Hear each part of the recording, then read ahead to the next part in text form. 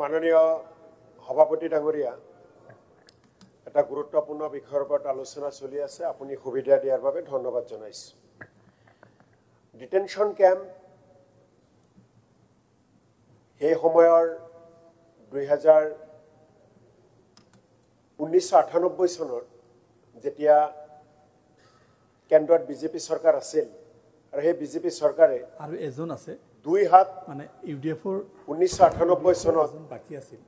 এটা নিৰ্দেশ দিছিল যে ডিটেনশন ক্যাম্প অসমত স্থাপন কৰিব লাগে আৰু কেতিয়া নিৰ্দেশ দিছিল 1998 চনৰ আগত যেতিয়া অসমত 1996 চনৰ পৰা অসম গণ পৰিষদ দলে চৰকাৰ চলাই আছিল এই অসম গণ পৰিষদ দলৰ চৰকাৰে 1997 চনৰ পৰা ভাৰতীয় মানুহখিনিক ভাৰতীয় ভোটাৰসকলক সন্দেহযুক্ত হিচাপে ভোটাৰ লিষ্টত ডি হিচাপে চিহ্নিত কৰিছিল গতিকে 1997 চনত ডি ভোটাৰ হিচাপে চিহ্নিত কৰা কাম প্ৰথম আৰম্ভ কৰিছিল অসম গণ পৰিষদ দল নেতৃত্বাধীন চৰকাৰখনে ৰাজ্য চৰকাৰখনে আৰু কেন্দ্ৰীয় বিজেপি চৰকাৰে 1998 চনত ডিটেনশন ক্যাম্প স্থাপন কৰিবলৈ অসম চৰকাৰক নিৰ্দেশ প্ৰদান কৰিছিল আচ্ছা এতিয়া 73000 কৰিছিল পিছত 5 লাখ কোন চৰকাৰে কৰিছিল হেটো কৈ দিওক 5-6 লাখ কোন ঠিক আছে সভাপতি ডাঙৰীয়া আমি প্ৰত্যেকজন মানুহে ভাৰতীয় জাতীয় কংগ্ৰেছ দলে কংগ্ৰেছ বিধায়িনী দলে অকণমান সাইলেন্ট প্লিজ ডিস্টাৰ্ব নকৰিব প্লিজ আপুনি যে সময়ত কৈছে আমি ডিস্টাৰ্ব কৰা নাই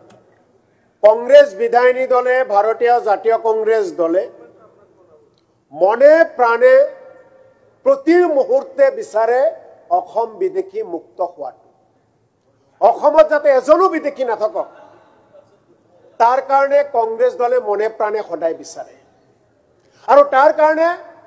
প্ৰায়ত মুখ্যমন্ত্ৰী তৰুণ গগৈ ডাঙৰীয়াৰ দিনত এনআৰসি কাম আৰম্ভ কৰিছিল যি কাম এটা পৰ্যায়ত গৈছিল অসমত যেতিয়াৰ পৰা বিজেপি চৰকাৰ আহিল এনআৰসিৰ কাম তেওঁলোকে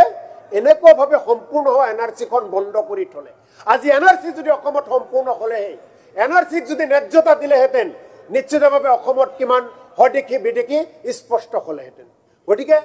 সভাপতি ডাঙৰীয়া আজি বহুত ইয়াতে হাঁহিছে কথা পাতিছে কিন্তু যেতিয়া নিজৰ ঘৰৰ কাষৰ মানুহ নিজৰ পৰিচিত মানুহ তেওঁৰ মা দেউতা 14 বংশ এইখন ভাৰতৰ মাটিত জন্মগ্ৰহণ কৰিছে তাৰ পিছতো তেখেতসকলৰ পৰিয়ালক যেতিয়া ডি ভোটাৰ সজায় হাত ভৰি বান্ধি যেতিয়া ডিটেনশন ক্যাম্পত প্ৰেৰণ কৰিব এইখন ৰাজ্যৰ পুলিশ বৰ্ডাৰ পুলিচে তেতিয়া কেনেকুৱা অনুভৱ হয় সেই কথা যিসকলৰ লগত ঘটিছে তেওঁলোক উপলব্ধি কৰিব পাৰে যিসকলৰ লগত ঘটা নাই তেওঁলোকে কেটো উপলব্ধি কৰিব নোৱাৰে সভাপতি ডাঙৰ অত্যন্ত বেদনাদায়ক ডি ভোটাৰ কেনেকৈ নিৰ্ধাৰণ কৰে কোনজন ব্যক্তি ডাউটফুল ভোটাৰ কোনজন ব্যক্তি ডি ভোটাৰ হিচাপে চিহ্নিত কৰিব ইয়াৰ পদ্ধতি কি এই পদ্ধতিতে যথেষ্টখিনি ভুল কোনেজন মানুহক যেতিয়া সন্দেহ কৰা যায় কোনেজন মানুহৰ ওপৰত যেতিয়া সন্দেহ হয় এইজন মানুহ অসমীয়া নহয় এইজন মানুহ অসমৰ নহয় এইজন মানুহ ভাৰতৰ নহয় এইজন মানুহ বিদেশৰ পৰা আহিছে এই সন্দেহ কৰাৰ লগে লগে ডি কেতিয়াও তাক বহাব নোৱাৰে সেইজন ব্যক্তিৰ বিপৰীতে এই ডি বহোৱাৰ আগতে এটা পদ্ধতি থাকে এটা নিয়ম কানুন থাকে এই নিয়ম কানুন এই চৰকাৰখনে বৰ্ডাৰ পুলিচে কেতিয়াও পালন নকৰে কোনো এজন ব্যক্তি ডি ভোটাৰ তেওঁ নাজানে তেওঁ সুবিধাই দিয়া নহয় যে তেওঁ সদেকি তেওঁৰ ভোটত তেওঁৰ নামত দিব হ'ব নালাগে তেওঁক কেতিয়াও সুবিধাই দিয়া নহয় তেওঁ যেতিয়া জানে তেতিয়া তেওঁ ডিক্লেয়াৰ্ড ডি ভোটাৰ হিচাপে জানে আৰু যেতিয়া কোৰ্টত যায় বিভিন্ন উপযুক্ত নথিপত্ৰ দিয়াৰ পিছতো তেওঁক অগ্ৰাহ্য কৰা হয় উপযুক্ত নথিপত্ৰ দিয়াৰ পিছতো তেওঁ প্ৰমাণ কৰাৰ পিছতো তেওঁৰ কথাটো মান্যতা দিয়া নহয় গতিকে সভাপতি ডাঙৰীয়া ডি ভোটাৰ এনেকৈ সজাই বহু ভাৰতীয় মানুহক আজি ডি ভোটাৰৰ কবলত পেলাই তেওঁলোকৰ স্বাধীনতা খৰ্ব কৰা হৈছে মই আপোনাক মাত্ৰ এটা উদাহৰণ দিব বিচাৰো যে ডি ভোটাৰ হিচাপে চিহ্নিত বহু মানুহে আজি কেছ খেলি স্বদেশী হিচাপে তেওঁলোকে আজি মান্যতা পাইছে এটা প্ৰশ্ন হল এজন ব্যক্তিক ডি ভোটাৰ বনালে সেই ব্যক্তিজনে বছৰ ধৰি কোৰ্টত কেছ খেলি যেতিয়া সদেশী হিচাপে প্ৰমাণিত হয় সেই ব্যক্তিজনক ডি ভোটাৰ কোনে বনালে কোনজন বৰ্ডাৰ পুলিচে ৰিপৰ্টাৰ বনালে তেওঁৰ ওপৰত কোনো ধৰণৰ ব্যৱস্থা গ্ৰহণ কৰা নহয় মোৰ প্ৰশ্ন হল মোৰ দাবী হল যে যিজন পুলিচ বিষয়াই যিজন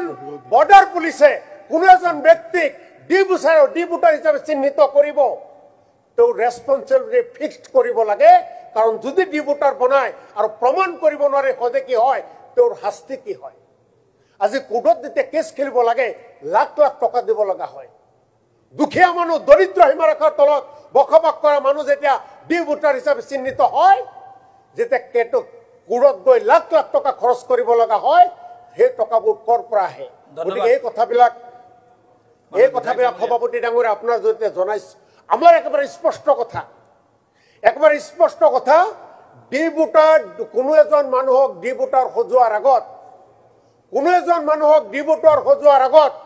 তেখেত স্পষ্টভাৱে জানিব লাগে তেওঁক কোনোবাই সন্দেহ কৰিছে তেওঁ ডিবুটাৰ যে নহয় সেই কথাখিনি তেখেতে তথ্য প্ৰমাণ দাখিল কৰাৰ কাৰণে সুবিধা প্ৰদান কৰিব লাগে মই মাত্ৰ শেষত আধা মিনিট সময় আপোনাৰ পৰা লৈছো 2 ছেপ্টেম্বৰ বৰপেটা বৰ্ডাৰ পুলিচে 28 জন পুৰুষ মহিলা মিলি 28 জন ব্যক্তিক ডিটেনশ্যন কেম্পলৈ প্ৰেৰণ কৰিছে 28 জন ব্যক্তিক এছপিএফ ভিলেজলৈ মাতি আনিছে আলোচনা কৰিম বুলি কোনো সুযোগ দিয়া নাই পুলিচে গৈ বাছত উঠাই দিছে গোৱালপাৰালৈ প্ৰেৰণ কৰিছে ডিটেনশ্যন কেম্পত কেনেকুৱা হৃদয় বিদাৰক কেনেকুৱা কাহিনী কেনেকুৱা ঘটনা আপোনাক মই ভিডিঅ'টো আপোনাৰ হোৱাটছএপত প্ৰেৰণ কৰিম দেখিব আত্মীয় স্বজন মাক দেউতাক সকলো আত্মীয় স্বজন ভাৰতীয় কথা নাই বাৰ্তা নাই ল'ৰা ভাৰতীয় মাক বিদেশী ল'ৰা ভাৰতীয় দেউতাক বিদেশী গতিকে এনেকুৱাভাৱে চলিছে বন্ধ হ'ব লাগে ডিবুটাৰ যিসকলক চিহ্নিত কৰি আছে পদ্ধতি বন্ধ হ'ব লাগে ডিটেনশ্যন কেম্পত থকা সদেশী মানুহক ওলাই আনিব লাগে এই দাবী জনাইছো ধন্যবাদ